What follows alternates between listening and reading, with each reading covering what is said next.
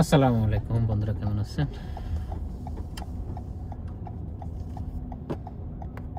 এই জায়গাটা হচ্ছে ম্যানহাটন 8 অ্যাভিনিউ।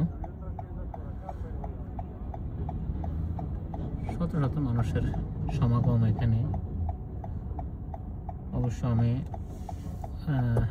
রাইট লইতে চাইতেছি, কিন্তু মানুষের যে চলাফেরার কারণে এদেশে আগে মানুষ যাইতে হবে।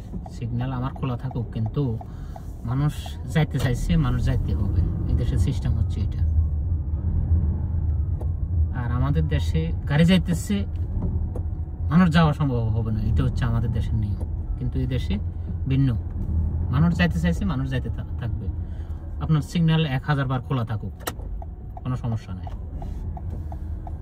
এই হচ্ছে কথা।